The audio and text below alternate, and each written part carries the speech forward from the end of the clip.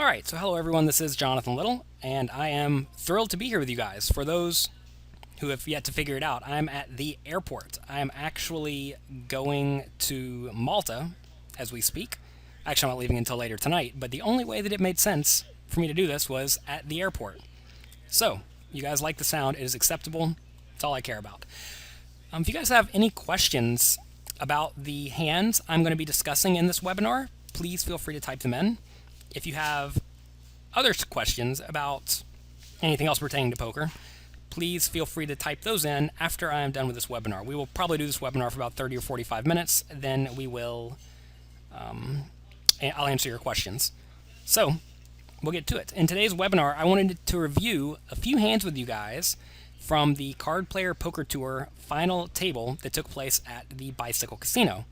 I'm working with Live at the Bike to use some of their footage, and I am excited to be sharing those with you today.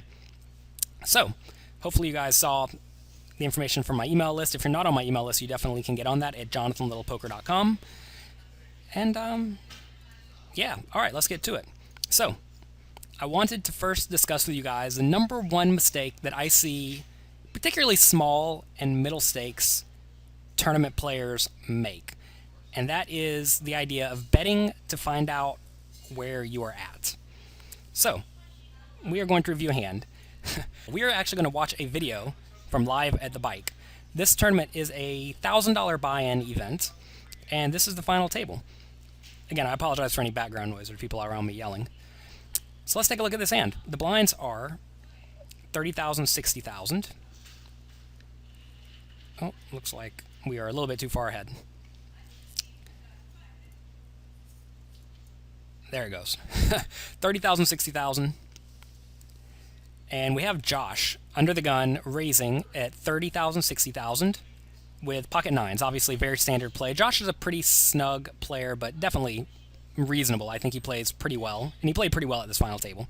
So Josh makes it 135k, slightly more than a min raise, which is great. And we have Cody in second position calling with ace-king. So first off, I think it's perfectly fine to call with ace-king given these stacks. The only other option would be to re-raise small to maybe 280k or 300k, but then if you get 4-bet, it becomes a pretty tough spot. So I like calling. I think calling is actually a very good play, especially facing an under-the-gun raise with ace-king. People asking if there will be recording. I do not know. I can barely have the stream running right now, so we will see. But I have a recording. We'll do my best. Anyways, under the gun raise, pocket nine, second position call with ace-king. Perfectly fine plays. I see nothing wrong with that. We're going to see a few folds. Fold for fold. Everyone likes tanking for some reason. Got to tank with your 4-2 offsuit, because, maybe you play it. King 5 offsuit's another good fold.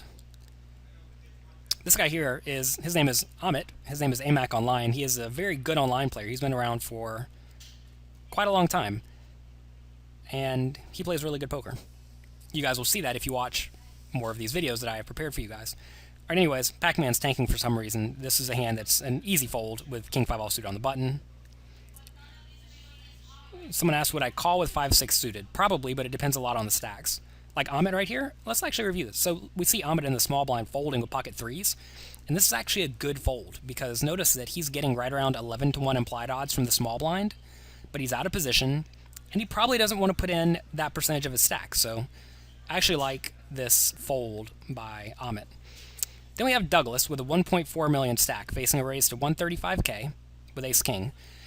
In this scenario, I think he has an extraordinarily easy all-in. And the reason for that is you don't want to re-raise. I mean, re-raising small is fine. Say you want to make it 380k or so to induce Josh or the other guy to jam it all in. I think that's perfectly fine, and I would really have no problem with that. But let's take a look at what he does. Remember, he has 1.4 million chip stack, and he elects to re-raise, which is fine, to 450k.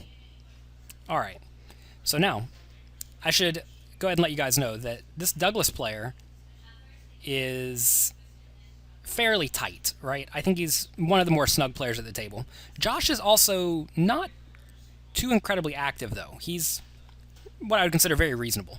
So for whenever Josh raises under the gun, Doug has to know that he probably has something. But Douglas still raises with ace king, which I think is perfectly acceptable. Anyways, it gets back around to Josh, and I actually think Josh should fold this. As nitty as that sounds, I think folding is probably going to be the best play, because Douglas really is a nit. He played almost no hands. Of course, I want to make it perfectly clear that I do not know with any certainty how these players were playing up until this final table. But maybe Douglas was crazy or something. Maybe Josh was crazy. I don't know. But I can only go off what I've seen at this final table. So far, both these guys have been somewhat in line. Anyways, it gets back around to Josh. And he has, it gets around to Josh. He has to ask himself, do I want to play this hand for stacks or do I want to fold? I think calling would not be a good play. Putting in 300k with only $1 million left to bet, that's not going to be a good line. You either need to re-raise or you need to fold. And it really does depend on what you think about Douglas's range. And I'm not convinced that Douglas has too many bluffs in his range. He could literally have no bluffs. I would not consider ace-king a bluff, obviously. So I think I would probably find a nitty fold. Anyways, gets back around to Josh, and what does he do? He makes it, I think he makes it $1 million. So re-raise. He's obviously going to be getting it in versus 400 or 500k more, because then he'll just be getting amazing odds. So he does make it $1 million, I think. Let's wait for the graphics to catch up, I guess. Maybe they won't. Yeah, so he made it $1 million. Now it gets back around to Cody. And Cody actually has to ask himself now, facing under the gun raise, second position call, tight guy 3-bet, and then 4-bet. This is actually a pretty easy fold with ace-king, I think. So if I'm in Cody's shoes, especially with a 3.5 million chip stack, you need to fold. So I think that Cody actually has a pretty easy fold in this spot. You're going to find that ace-king does really poorly against a range of aces, kings, queens, jacks, and ace-king. So someone in the chat saying that it's awkward. I don't even think it's awkward. I think it's just fold. For those saying they're having problems with ads, I'm not running any ads on my end. If I don't know what the deal is. Maybe refresh the page. All right, Cody folds, good fold. I think that's a good standard fold. Then it gets back around to Douglas with his ace-king. So, in my mind, he has actually induced what he wanted to happen. He put in a third of his stack, and this is what you're hoping for. 612 says with 3.5 million, why not call with the ace-king? Because you don't want to put in $1 million out of your stack and then fold ace-king after the flop whenever you miss. It'd be a much better spot for Cody to shove or fold. All right, anyways, gets back around to Douglas, and he's thinking. And I wonder what he's thinking at this point. I mean, the one thing that I could be possibly convinced of is that maybe Douglas has or maybe Josh has a stronger hand than average because he re-raised effectively minimum. And if that's the case, if you think Josh really does have super premium hands, then maybe ace-king's a fold. But you have to realize, once you put in a third of your stack, you cannot fold a hand that has a lot of equity. And as you see, Douglas's hand is going into the muck. And that is absolutely not what you want to do. Let me see if I can make this thing show for you guys. All right, so let's take a look at the equities in this hand. We'll give Doug ace-king offsuit, and we'll give Josh even a tight range, right? Ace-king, and then Jackson better. Against this range, you'll see that ace-king offsuit has 39% equity, which does not sound like a lot, but you have to realize once you put a third of your stack in the pot, you effectively have to put in 2/3 more, so that means the pot is your third plus his 2/3, so 4/3. So four units, you have to put in 2 more. So you have to put in 2 divided by 6 equals 33%. So you need to win 33% of the time to break even. And clearly, even if your opponent's really nitty, you're still going to win 40%. So you just must get it all in. Of course, there are payout implications, but even then, it's still not that bad. Even if your opponent's only doing queens or better, you see that it's still acceptable. If we get to kings or better in ace-king, then Still not so bad. You're still getting the right price. But anyways, I wanted to make it clear this is a spot where Douglas made a pretty big error by 3-betting with the intention of folding. And what he did here is he wanted to find out where he's at. And his opponent, by re-raising small, told him, I have you beat. And Douglas elected to believe him. And this is a spot where a lot of amateur players, and even some professionals, some better players, some experienced players will fold because they don't want to flip. In their minds, they are afraid to flip. And first off, you do not know this is a flip. I would not be shocked if seeing Josh do this with pocket nines.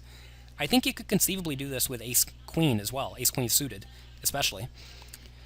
So yeah, this is not a good line. Maybe the only thing I could perceive is maybe he thought that Josh had exactly aces or kings, but that's a tough one. I don't think there's any possible way you need to be folding in that spot. So it seems like the people in the chat, all of you guys, do not think that this was a good play, and I totally agree. But you will be shocked, especially in smaller stakes tournaments. Again, this is only a $1,000 event. Of course, they are at the final table, but you will find that it's not uncommon for people to re-raise with the intention to fold extraordinarily strong hands. So it's a spot where you pretty much can never fold. We have big dog pocket fives in here. Hello, your stream is entertaining. But yeah, so this is a spot where once you put in a third of your stack, there's no way you can get away from it. All right. The other thing you need to learn how to do in live tournaments is you must adjust to your opponents. And you do this by paying attention to them. If they're playing overly loose, you need to tighten up. And if they're playing overly tight, you need to loosen up to take advantage of them. So let's take a look at another hand. We have a question. If Douglas jammed, would Josh have called or folded? Well, then Josh would only need to win about 15% of the time to break even. And actually, there's a few more questions coming in. So if you only need to win 15% of the time, pocket nines is going to win 15% of the time against pocket aces. So even if he knows Douglas has exactly aces, he still just has to call. So no, he was definitely not folding. Let's see. Someone asked, what was that program I just used? It's called Poker Strategies Equilab, and it's free on pokerstrategy.com. Although I think you need to Google Equilab, otherwise it will block Americans because it's a European site. And then the 10K Club said, should Josh have been afraid of the 4 million stack shoving? The other guy behind him? Absolutely not. Whenever you raise under the gun and get called by a guy, I'm not going to say you can completely discount him having a premium hand, but you're not getting jammed on too often. Let's see. Aces Raise, one of my subscribers, says, can I expand on the stack to pot ratios and when you're committed? Committed is a funny thing because it really does depend a lot on your opponent's range. And it's a scenario where you have to realize, like, what pot odds am I getting and how do I actually fare? So in this spot, for example, was Doug committed with ace-king? The answer is easily yes, because no matter what his opponent's range is, I mean, it's not going to be much tighter than aces, kings, and ace-king, right? If that's his range, he is effectively committed because he's getting the right price. But let's say instead of ace-king, Doug had ace-2 offsuit. Okay? Now you see that his equity is very poor, so he's not getting the right price. And notice even if you add in queens and jacks, it's not really going to change things too much. So that's the spot where he would not be pot committed. So it really does depend on your equity versus the average pot odds you're going to be getting. And he just wasn't getting the right... I mean, he was getting the right price with ace-king easily, but he was not with ace... I mean, not with ace-2 offsuit. So anyways, that's the spot where these guys just have to call. If you put in that re-raise, you must call it off. Do not fall into the habit of playing your hands to try to find out where you're at. All right. Anyways, in this hand, folds around to Josh. He has 6.6 million at 30,000, 60,000, so 100 big blinds deep. Cody, in the cutoff with 2.4 million, so 40 big blinds deep, calls with pocket fours, which is fine. He could also 3-bet if he wanted. Yeah, I think this is a pretty easy call for the most part, although you can 3-bet if you feel like it. I actually don't mind 3-betting a lot if you think you can make Josh fold a lot of his hands, but that may or may not be the case. All right, so standard raise, standard call. and we will take a flop. This is live poker again, not online poker where they just put this flop out in half a second. And this is going to be a pretty bad flop for Josh, because Josh has the flush draw and the overcards, and he has no real reason to think his opponent has exactly 7s or 4s or 7-4. So Josh could check or bet. I think I would probably bet in Josh's shoes most of the time, because notice if you bet 200k and your opponent calls, you can realistically continue betting the turn, but effectively representing an overpair, which is well within Josh's range. And Cody really should not have a 7 too often. I think Cody will probably call a flop bet with a lot of ace highs, a lot of pairs, and you can likely get your opponent off of those by the river if you continue barreling. So I think that's a really good idea as the chip leader at the final table. And it is worth mentioning, Josh is the chip leader by far, and there are a few other relatively shallow stacks hanging around, but not Cody. Cody has a pretty good stack. So I think I probably would have just bet. I would be continuation betting a lot of hands in this spot. As played, Cody decides to check behind, and I don't really like that play, because I think that Josh should be betting with a lot of his hands that have either no equity or a lot of equity, meaning that when he checks, he probably has a hand that has a middle amount of equity. And if that's the case, he's probably not folding to a flop bet. Like, I would not expect Josh to check fold 9-8 offsuit in this spot. I assume he's going to bet that almost every time. So that should lead Cody to bet for value, because he has to assume that Josh has a somewhat showdown value hand, either ace high, maybe a good king high, or a pair of some sort. So I think that Cody should probably bet this when he gets checked to. A lot of players are really opposed to betting when they have just the super nuts. But you have to realize that your goal is to get money in the pot. And especially if you think that the big stack may try to push you around, then you definitely want to bet, because there's nothing better than betting here and getting raised, because then you just get to pile your stack in happily. So definitely a spot where I think I would be betting. Queen, another really bad card for Josh. I assume he's going to bet, although it's sort of interesting, right? Like, once you check the flop, I don't think that checking this turn would be absurd, because at that point you really do want to just let your opponent bluff, because when your opponent checks behind on the flop, he could just have air, and if he has air, he's not going to pay you off. So I actually would not hate a turn check, a check call on the turn, then a check call on the river to induce as many bluffs as possible. That being said, I don't think Cody was the type of player who was running too many insane bluffs. So yeah, you could bet or check. I think you could go either way. Shred Aces says, is there ever a time not to bet with the pocket fours? I assume you mean with the pocket fours. And I think if you think that Josh's checking range is almost entirely trash, then you should probably not bet the flop. But I think Josh's range is going to be mostly showdown bound hands or hands with equity, and I don't think he's folding those to a simple flop bet. Alright, anyways, on the turn, Josh is going to bet, which is fine. I think you could really go either way between checking or betting. He bets, the pot was 377k, it looks like he bet 150. Maybe, if the graphics pop up for us. So yeah, 160k, and Cody calls. This is a tough spot, because unless you have an aggressive dynamic with your opponent, in Cody's shoes I mean, if you raise this turn, it's going to look so strong. And the last thing you want to do when you have the nuts is, you really don't want to make your opponent aware that you could have the nuts. And I think raising the turn looks incredibly strong. And also, at a final table where there maybe are a few short stacks hanging around, Cody has to be quite brave to run a bluff in this spot too often. So I think this is a spot where he needs to call, but it's sort of unfortunate, because yeah, I can't talk today.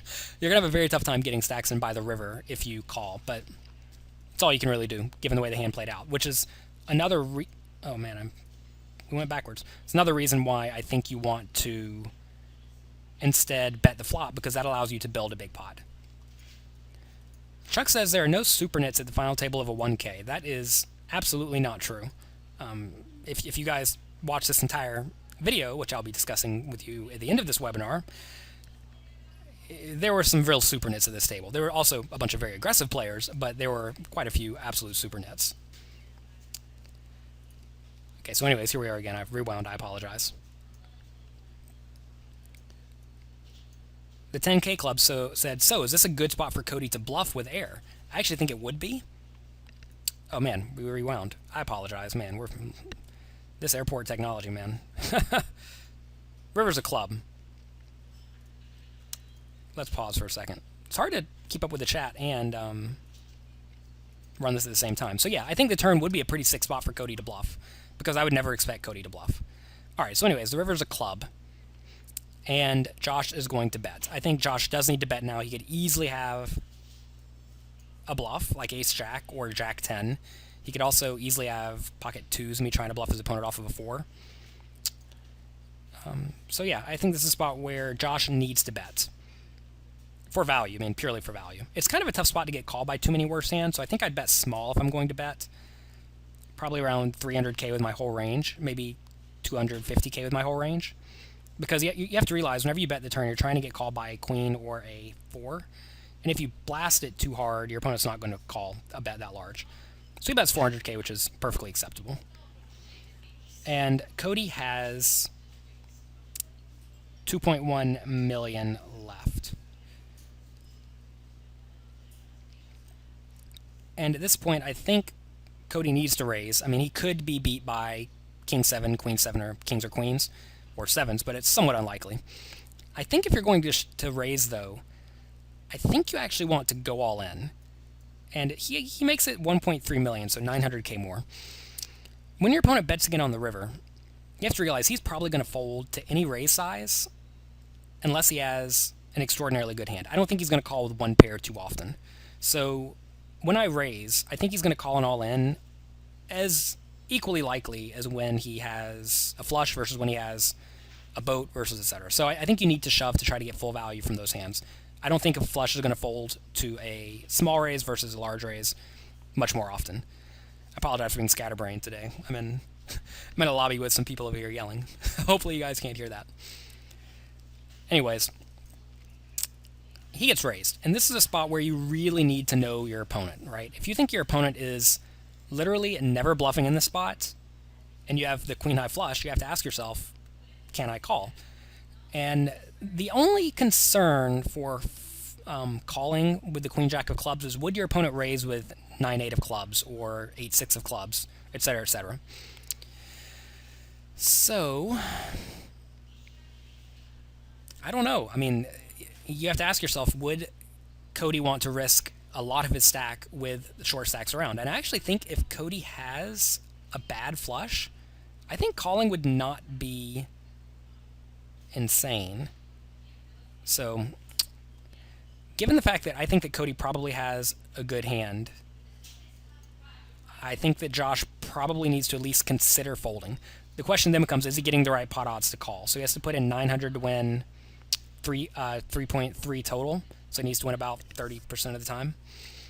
And I don't know. I mean, really the question is he bluffing very often? And the answer is no. I promise the answer is no. And then, is he overvaluing a worse flush very often? And I think the answer to that is also no. So, I think you have a marginal bluff catcher, and I don't think you're getting the right price to call. So if you know your opponent, and you know your opponent's not bluffing too often, you have a pretty easy fold. So, let's see what Josh finds. It will be one of the two. Yeah, Freddie says maybe he has the ace-high flush. Yeah, he could. I mean, I don't think he's raising too many worse hands. And this is a very strong line, so would this be a good spot for Cody to bluff? And I think the answer would be, it's a pretty sick spot. I don't know if it's a great spot, but it's definitely a sick spot. I also agree with some people in the chat that shoving probably looks a little bit bluffier, and I generally agree with that. And I think that that's probably what you want to do in most of your range in this spot, because really you're not bluffing here very often at all. So you want to be able to get full value whenever you do make the shove. And Josh looks like he's going to throw up. And then he folds. So I would quantify this as a somewhat nitty fold, but I think it's a good fold. And I don't think many people would make that at a final table unless they really were legitimate super nits to the point where they were just folding everything. given that people have been folding a lot with pretty strong made hands, like Douglas just did on the previous hand with Ace King, and now we see Josh folding here. I wonder if Josh shoved if Cody would have folded for his last 900k or whatever he has back. And I would not be shocked, because really, if Cody's never bluffing, he must have aces. I mean, he must have kings or queens, right? Kings, queens, or sevens. But I don't think Cody would have found the big fold in that spot. All right, let's take a look at one more spot where players make pretty big errors in live cash games. Actually, we have a question from Poker Pete. So did Cody misplay his hand? Correct? Should he have? Did he misplay it on the flop, play it correctly on the turn, and then misplayed the river? He almost got the minimum from a dream situation. That's actually a good observation. Yeah, I think he probably should have bet the flop, and I think that he also played the turn right, but I think on the river he probably should have shoved. Someone's saying, how long is the stream going to be? Till we're done for a while, but I'm going to be here playing my poker league until about 7:30 p.m. Eastern time. So yes. All right. So now another spot where I think a lot of amateur players run into problems is they don't really know when to go for it or wait for a better spot. And I think it really is a fine line between risking your stack and not. So earlier, remember Douglas decided to not go for it. He was waiting for a better spot with his ace king, and I think that was a clear error. And in this hand, I want to show you a spot where I do not necessarily think it is a clear error.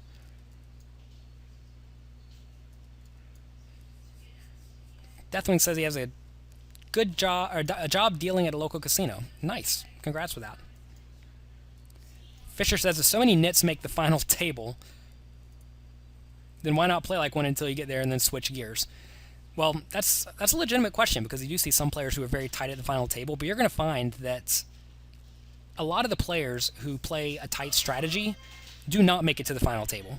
That's just some of them. And if you looked around this table, there are actually probably only 2 people I would quantify as nits, so 2 out of 9. The other ones were certainly active enough. I definitely do not think you need to say, I'm going to play tight and then mix it up at the final table. That is definitely not a strategy you can implement and expect to win money in the long run. You have to play against your opponents and adjust to take advantage of them. I actually talk about that a lot in my newest book, Strategies for Beating Small Stakes Poker Tournaments. Check that out on Amazon. It's only $4.99, so if you have any interest in that. We also have Moog, is that how you say it, from Friendland, won a live package to a tournament. Congrats. All right, anyways, here we go. Pac-Man. Pac-Man is snug. I would not say he is a nit, but he is snug. He raises under the gun to 135k, and then Amit picks up kings, which is obviously premium. And if you take a look at the stacks, both players have 2.3 million at the same blind level. So this is a spot where I think both calling and 3-betting are good. If you do not have a 3-betting dynamic, I think calling is way better because it makes you look somewhat weak. But if you do have an aggressive dynamic, I think 3-bet's somewhat mandatory. Also, it's worth mentioning, if you think that Pac-Man is very tight, this is a good spot to re-raise because he's not going to be able to get away from ace, king, queens, jacks, etc. So it looks like he does re-raise, which is fine. I have no problem with 3-betting. Looks like he does 3-bet somewhat small, so I like that.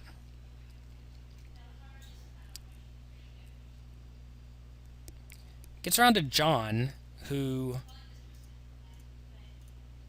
goes all in for 2.7 million. All right, so it went 135k. Again, the blinds are 30,000, 60,000, so min raise. Small 3-bet by Amit, which is really just a standard size 3-bet. Then an all in from John. Goes full, full, fold, back around to Pac-Man. And at this point, Pac-Man has to ask himself, what are the odds that Amit, who is playing reasonably tight aggressive, is trying to bluff me? You know, I'm a reasonably tight guy, raising under the gun. What are the odds that he is trying to bluff me? And also, what are the odds that John is going all in with an overly wide range?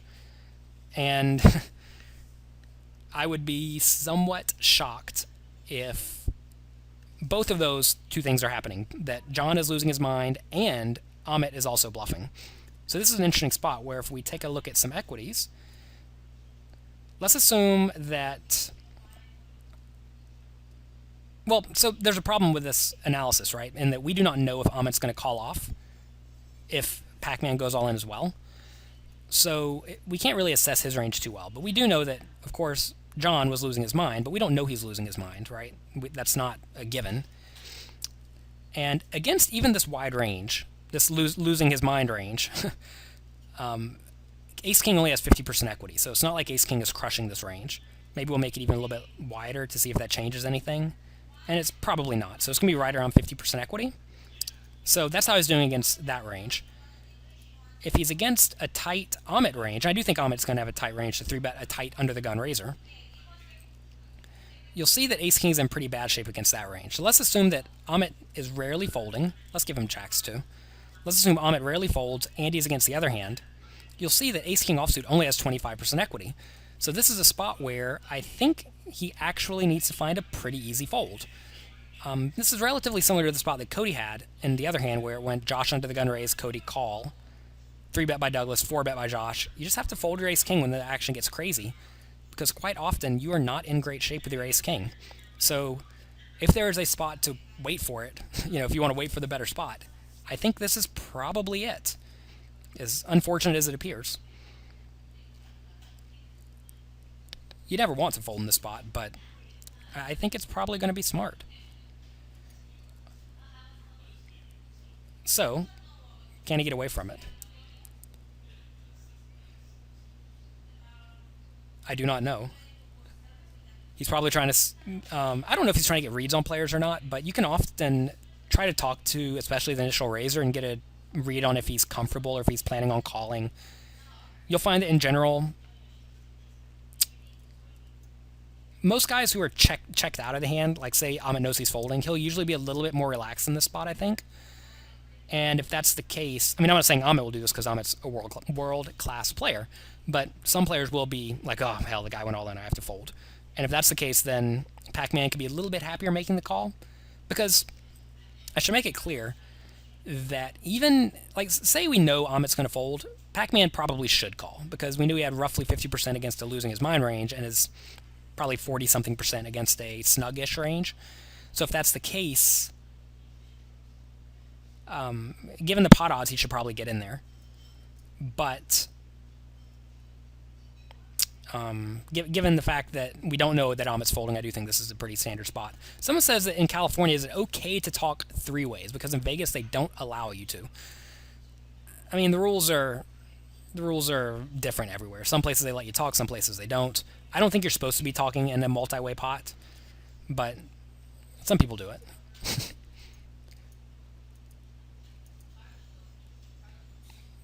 Maybe we should fast forward. Still agonizing, still agonizing. 3 minutes in. 3 minutes, 30 seconds in. Still agonizing. Not going to make you guys watch this entire video of him agonizing. I really don't think this is an agony-worthy spot, especially if you think Amit is somewhat snug. And Amit was being snug up until this point. That's really a very key factor. If Amit was not being a snug player, like say he was actually 3-betting a lot, then I think that Pac-Man has a much easier all-in. But given the fact that Amit was playing snug, mostly because his stack was somewhat short, this is a spot where he probably should be able to get away from his hand.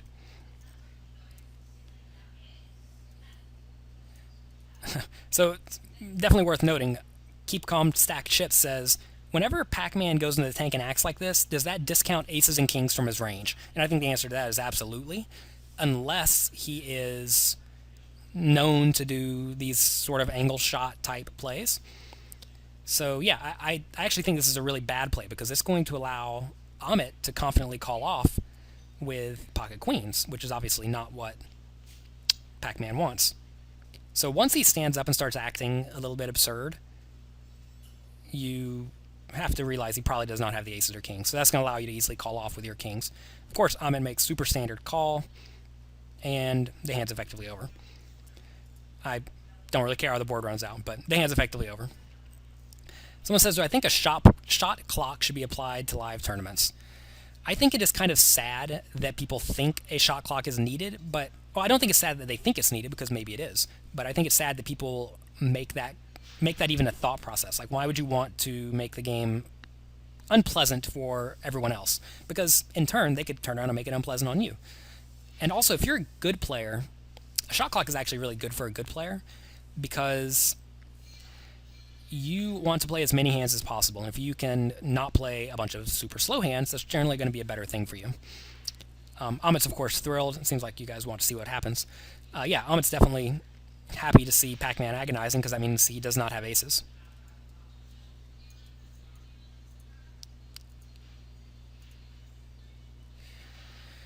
Alright, so anyways, they get it all in, and I can go ahead and tell you guys. We'll fast forward. Amit wins, and he continues his nice run. Alright, so I actually have gotten the rights from Live at the Bike to review all of these hands for you. This was actually from the 2014 CardPlayer Poker Tour $1,000 buy-in tournament at the Bicycle Casino, but it had an interesting twist where players could buy into day 2 for $4,000, which is interesting, right? I mean, that doesn't happen too often. And there actually were a pretty good amount of people who took up that option. In this hand history review, I review 6 hours worth of footage that I, went through and analyzed every single hand. And there were a lot of good plays and also a lot of not so good plays. So it was a really fun hand history to review. As I watched it, I was like even happier to continue reviewing it. Like, it was one of those things where I didn't want to stop reviewing it because it was such an engaging, like entertaining final table. So, as a bonus, if you guys go to jonathanlittlepoker.com/CPPT and purchase this webinar, or purchase this video package by March 31st, you'll also get the original 7-hour Live at the Bike final table episode, which you can go through and listen to the commentators, also listen to the table chat, and be able to get access to that.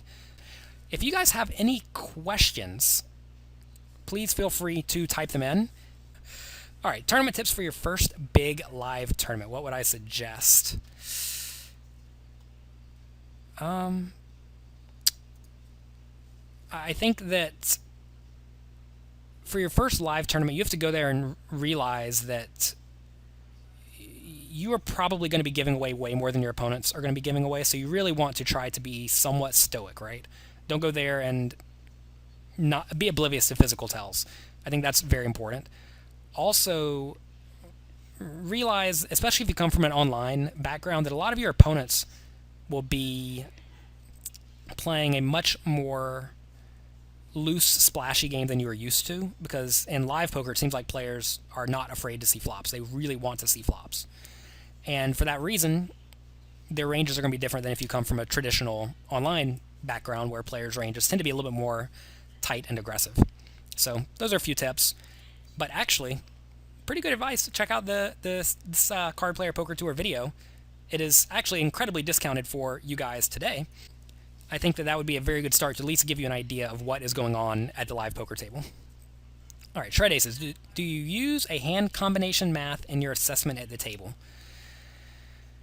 Yeah, I mean, the answer to that's yes. I definitely think about combinations and combinatorics when I'm playing, although I don't think that it's something that I really have to hardcore think about anymore. It's become one of the more default things for me. Like, for example, I just know there are way more ace-kings in play than there are aces and kings, because you can make ace-king with way more combinations than you can pocket aces. So you just know to discount some hands and give a premium to some hands. A. Jason says, when playing live, you have trouble keeping track of your chips as well as knowing the stacks of other players. What can you do about that? So I think the easiest way to get practice at that is to get a chip set and practice at home. I think you need to put a stack of random chips at the other end of the table, or the other end of your table, and try to estimate how many chips is that. And if you can look at that chip stack and then estimate it, plus or minus some amount, That's going to be a really good exercise for you. I definitely think that you need to make a point to count the big denomination chips. Like say a guy has 500 chips, 20 black chips, and then a bunch of green chips. The pile of green chips is not too relevant. You don't have to be down to the 100 or to the 25. So realize that you don't have to be exact with that. So yeah, get some practice. Advice for 50-50 payout tournaments. Get some chips early and then don't bubble. Is it okay to call the clock on a person in a tournament? I would say sure. I've never called the clock on anyone in my life, but I recognize a lot of people do it on a regular basis. Dr. Trisha says, what is your opinion on the World Series 50-50 tournament? I didn't even know they're having a 50-50 tournament.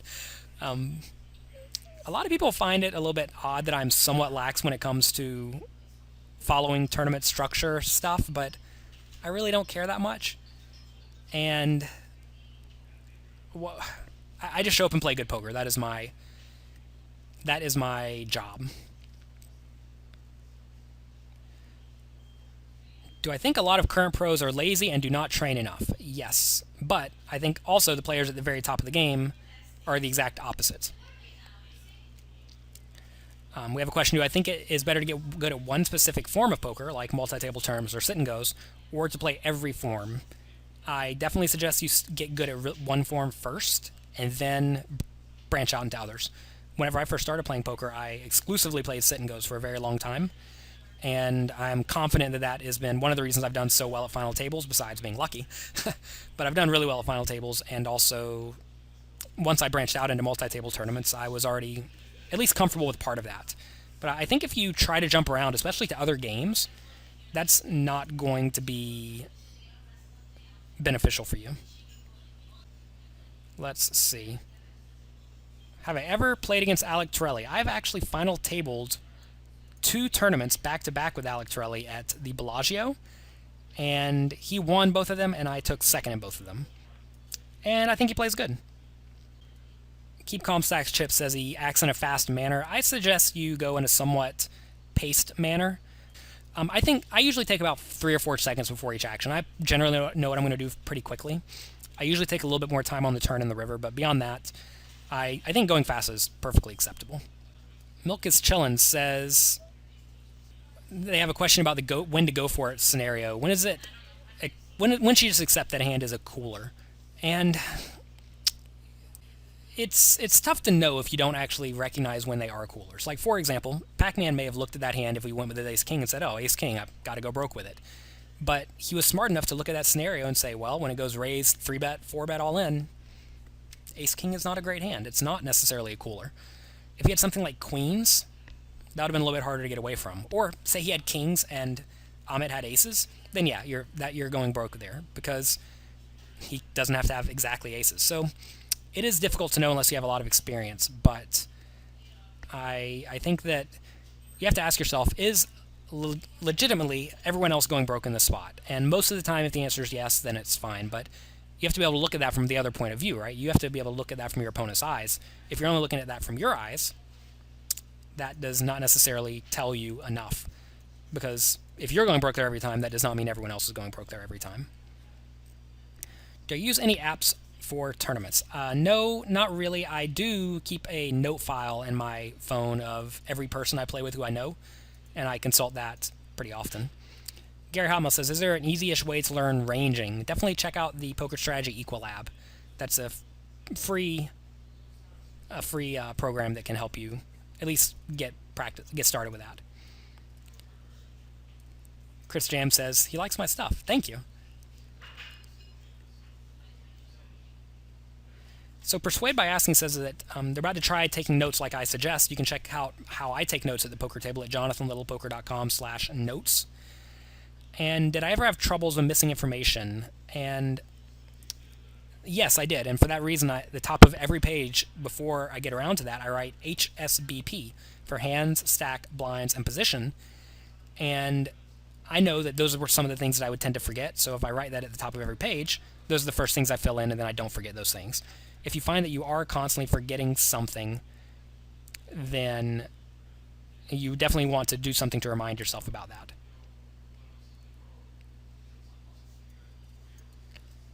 Someone says they want to sell action to some of their friend. Can you give tips? I mean, you have to ask yourself, am I of a value to my friends to sell percentages of myself? And if the answer to that's no, then you're gonna have a tough time selling it to them. But I don't know. Study what happens on the 2+2 backing forum and go from there. All right, we have a question. You raise preflop with ace queen and get one caller. The flop comes ace 9 3. You bet 60% the opponent calls. Turn is a 7. You bet again and he calls. River is a 4. You bet he calls with 9 3 and you lose. Could you have played the hand better? Absolutely. You should consider checking the turn to check call and checking the river to check call. That way you induce your opponent to bluff. Whenever you go bet, bet, bet, you force your opponent to have a pretty good hand. Someone says, do I feel embarrassed by poker players who give me a hard time for taking notes in live tournaments? No, I laugh at them because I realize they are not working hard to improve their game, and I am. Thomas asks if I've somehow memorized game theoretical's open shove ranges for short stacks. Generally, yeah, I think that's something that you learn playing sit and goes, which is the game that I first learned a long time ago, and I've never forgot it. Vic the Sick, check out the products section on jonathanlittlepoker.com. Do I set financial goals for multi-table tournaments? I would say the answer to that's no, because I realize that the difference between taking like 7th in a tournament and the difference between winning it is not that much, right? It does not take very much more skill at all to get 1st versus 7th. And obviously, it's just pure luck a lot of the time. And you will be devastated quite often if you say, I need to win, whatever, 100K this year, and then you win 30K instead, and you realize, oh, I just lost all my flips. You're going to be pretty unhappy. And for that reason, I don't really set financial goals. But I do set goals for time spent studying, time spent working on my game, and I make a point to keep those. All right. Lots and lots of questions. I'm not going to answer all of these.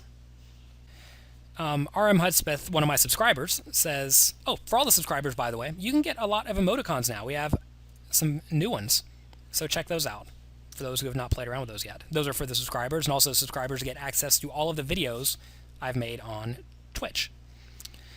So RM Hudspeth, one of the subscribers, says, on the first hand, doesn't Douglas need to also put Cody on a range to really estimate his true equity? Doesn't the possibility of Ace X or King X lower his equity?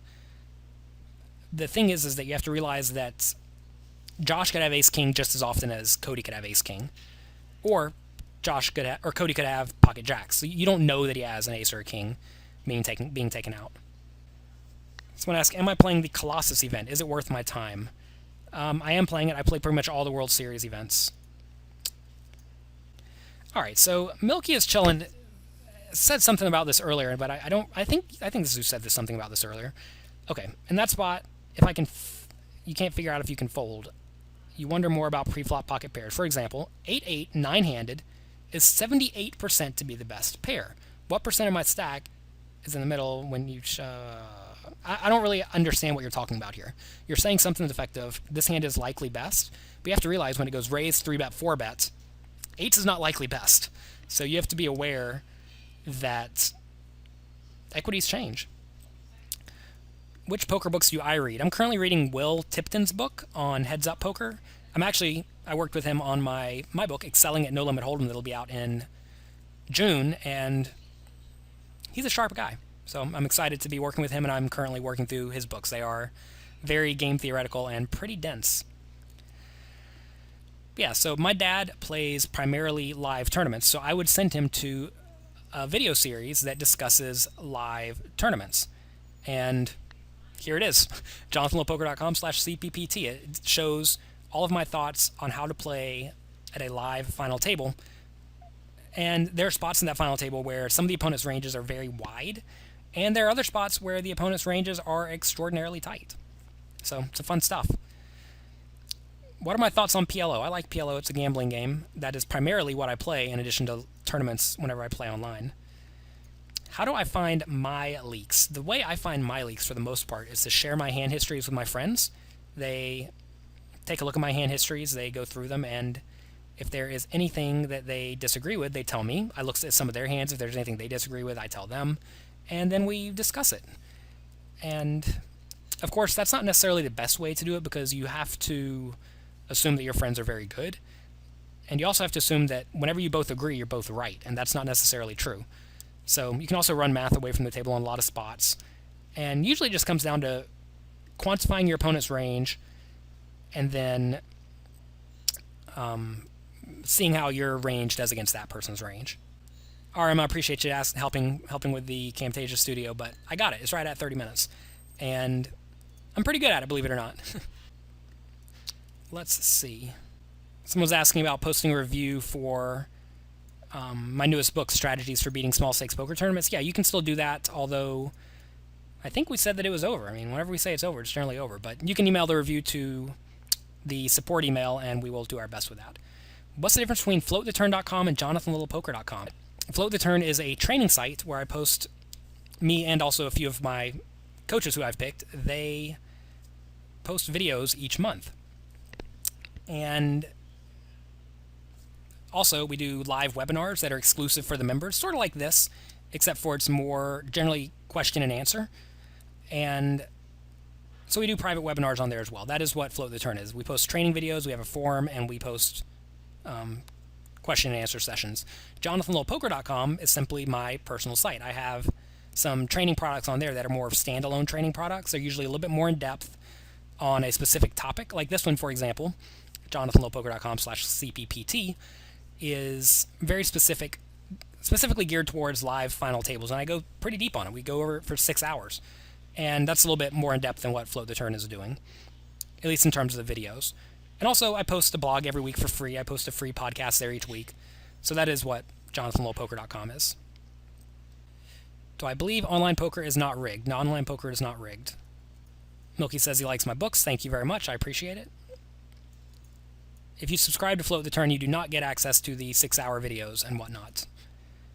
Although Float the Turn, for those who don't know, is extraordinarily cheap. It's only $10 per month. I wanted to make a product for you guys where you could get lots of fresh new content very cheaply, because I know that a lot of people playing at the small stakes don't have a ton of disposable income, and for that reason I wanted to try to help you guys out with that. A lot of my more in-depth products are really for players who are more like they're actually playing poker, right? Like if you go and you play $100 buy-in tournaments at your local casino, it's well worth it to spend $100 on a coaching package. You just have to realize that that is a good investment. But if you play effectively for fun and you don't play for money, then maybe spending $100 on a poker coaching package is not such the best idea. Have I ever used a mental coach? I do use a guy named Elliot Rowe. He is a poker mindset coach, and he's great. Check him out. He actually just started a new podcast. I'm going to be the 3rd guest on there, I believe. Elliot Rowe's great. Have I ever thought of doing a premium membership for Float the Turn? I mean, the way I view it is my additional products that you get on the Jonathan Little Poker site, those are the premium things. Those are the more personal one-on-one packages where you guys can get online in the webinar sort of like this and talk with me. Usually whenever I do a live webinar that is through JonathanLittlePoker.com, it doesn't have as many people as this Twitch stream has, so I actually can answer all of your individual questions. And it's a little bit more of an intimate environment where this is much more open. Jay Hayes, I do not know anything about getting money onto Bovada. I apologize. Thomas says, how do you spell the mental poker coach? E-L-L-I-O-T, Elliot, R-O-E. For those asking about the home game, it will be starting at 4:10 p.m., 4:05 or 4:10 Eastern Time. And there's no requirement. Anyone can play. If you're in America, you go to pokerstars.net to sign up. If you're anywhere else, you can probably go to pokerstars.eu. And that'll be starting very soon. There's a ton of information on the league at jonathanlittlepoker.com/homegame. You can see it right on the page, hopefully. And yeah, hope you guys enjoy the home game league. The first place in the league, for those who do not know, is a $1,000 buy-in World Series of Poker or European Poker Tour seat, depending on which one you can make it out to. You also get $500 for expenses. You get lunch with me one day where we'll talk about poker. Then you get a lot of other poker books and coaching products. So, it's pretty fun. Icy Tipton asks, will there be a video tonight made available? Perhaps. I really don't know. If you want to get the video of this, you need to be on the mailing list at jonathanlittlepoker.com. If you are not on that, I have no way to get you the recording of this webinar. So definitely sign up to that if you are not. What moment or understanding of a concept evolved my game the most? I would say it was talking to one of my high stakes cash game friends, and he said something to the effect of, I was sort of struggling playing 5, 10, and 10-20 online, live, or 5, 10, and 10-20 online no limit cash games about 3 or 4 or 5 years ago. And I was talking to him because he normally plays 200, 400 and whatnot. And he said that, yeah, you have to realize that your ABC game is not the same as my ABC game. So what he was effectively saying was that his default strategy was much more robust and generally just better than mine. And I had to work on that. So I started working hard and got much better at poker. It was really just coming to understand that because you think something is good does not make it good. You have to realize that you're not the best and you have a long way to improve. And if you study from people who are better than you and work really hard, you will improve. I have not done any PLO training videos. I would not consider myself a legitimate expert at the game, although I win at 2.5 Zoom online, so maybe I'm good. I don't know. I really just don't play a ton of it to where I feel like an authority, but I have not made any PLO training videos, mainly because I don't think there's that big of an audience. The event tonight is effectively a tournament. It is a tournament. It's actually a really fun tournament. I love the structure of it because it starts off really deep stacked, where everyone has a lot of chips, and then slowly but surely, the blinds get up pretty high to where average stack gets down to something like 20 big blinds, but it's fun to play with 600 big blinds from the start of the tournament. Also, I will be streaming the tournament from my point of view, and after I bust, I will stick around and continue to commentate. Someone asked, so what was the number one mistake tournament players make? Obviously, there are a lot of mistakes, but I do think the one that is most detrimental to a lot of players is to make a bet to try to find out where they're at, and then assume their opponents are going to give them actually accurate information, or folding out a hand that's normally pretty good in a spot where it's just not a hand that you should be folding. Like the ace-king hand we watched earlier. For those who did not show up on time, make sure you sign up for my email list at jonathanlittlepoker.com, and maybe we'll be sending out this webinar replay. Ooh, that's a lot of talking. Just looking around, there's no one else in this lounge currently. There may be in the future. I was actually told that there would be a lot of people in here, probably around 7 or 8, so hopefully they do not come and ruin my effectively private lounge here. Alright, what are the big winning hands in your cash game database besides the obvious top premium hands? I actually do not know. I think that you win pretty much with the best hands, like aces, kings, queens, jacks, tens, ace, king, ace, queen, ace, jack. Those are the winning hands. Let's see. HUD Steve says, should I call when I know I am beat? Well, you flopped a straight, you bet, and then on the river the board paired, and you were raised all in. The pot was so big, and you had only a few chips left. Do I call, even though the guy's jumping up and down because he hit his full house? Well, if you have 0% equity, you're not getting the right pot odds, no matter how much you have left. There are actually spots like that that come up a lot where you can know with almost 100% certainty, probably like 98% equity, because the guy's randomly bluffing you sometimes, but this guy's just never bluffing. And if he's never bluffing, and it's very important, he's never overvaluing a worse made hand, you should fold. Doesn't matter if your hand is high up on the hand ranking chart. Let's see.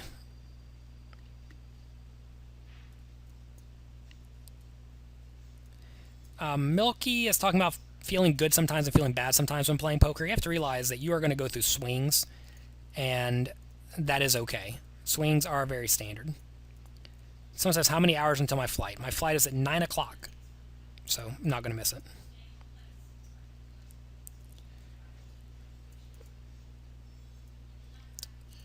Let's see.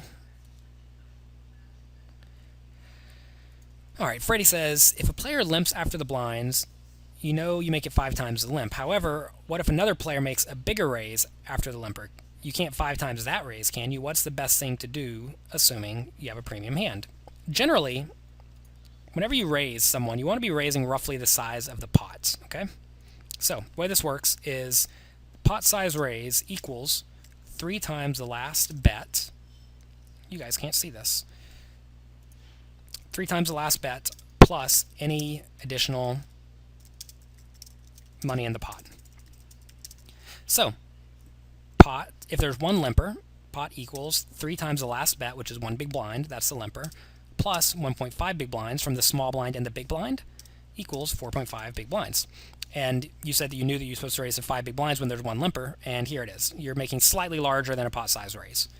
Obviously, as stacks get shorter, you're going to want to make your bets a little bit smaller. And maybe even as stacks get deeper, you want to make it a little bit bigger. So in a 100 big blind or 200 big blind deep cash game, you probably do want to be making it 5 big blinds or so.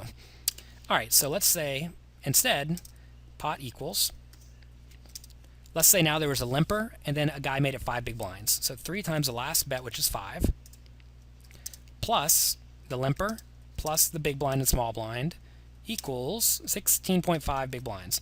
So as you see, this is not 5 times the last bet, right? This is, as you were saying, you can't make it 5 times the guy's 5 big blinds.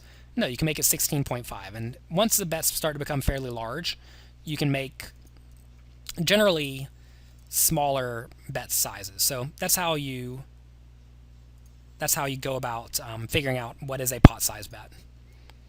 Do I take notes on? I use pen and paper to take notes. Can I make a webinar titled "How to Find Leaks Using Hold'em Manager"? I actually am probably not the best person suited for that. You can probably watch the videos in the Hold'em Manager and also look for various videos online, because there are a lot of guys who are just super geniuses when it comes to Hold'em Manager, and I am certainly not.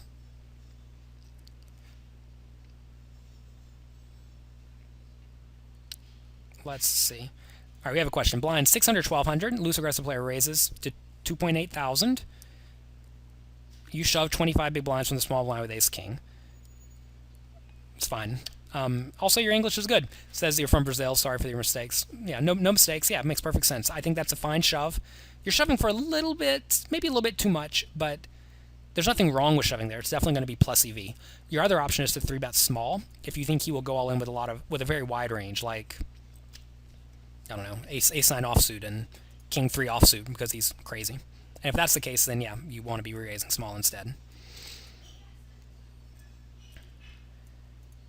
Someone asked, how much do I prefer to raise when I 3-bet and 4-bet? Whenever I 3-bet, I typically make it 2 times the last bet size. So say someone makes it 2 big blinds, I'm usually making it 4 big blinds, maybe a touch more, to around 4.2 big blinds in position.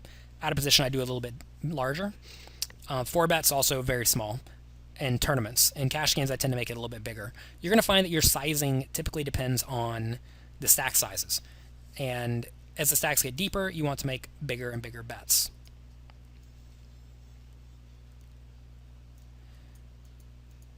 Have I ever considered making a video for people for specific people?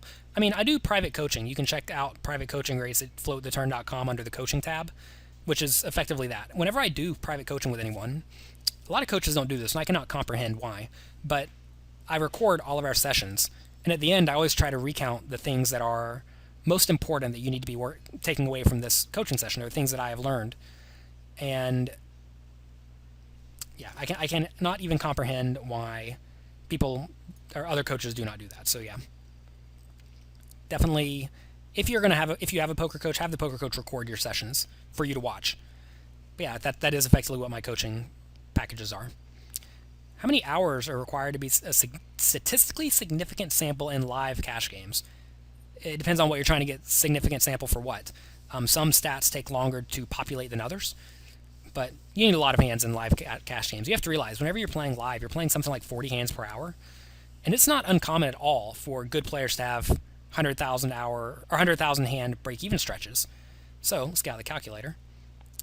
If we do 100,000 hands divided by 40 hands per hour, which is a pretty fast table, that's 2,500 hours. So let's say you play 40 hours per week because you're a real grinder. It'll take you a year. You could legitimately have a year break-even stretch if you're playing in tough games, or you're just not that great at poker, and you're running poorly. So you could very easily run poorly for a very long time. G-Bone says I'm bad at math. That is accurate. 17.5 big blinds. Thank you.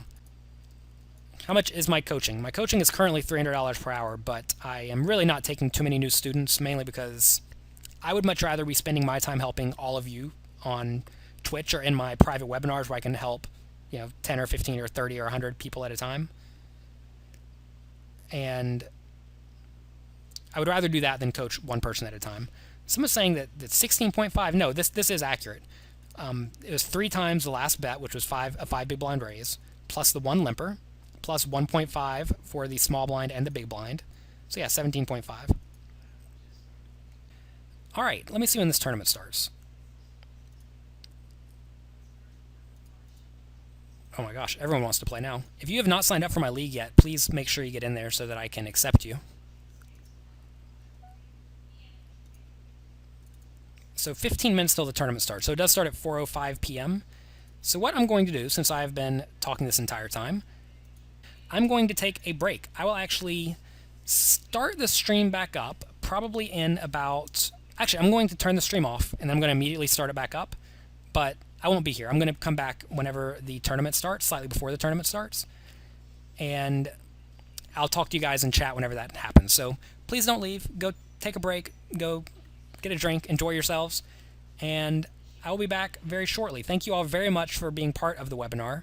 Again, if you want to get the pretty nice bonus of the entire 7-hour Live at the Bike final table with the players chatting and also the commentary, you can get that if you get the CardPlayer Poker Tour final table review by midnight on the 31st of March. So definitely check that out. Again, jonathanlowpoker.com/CPPT.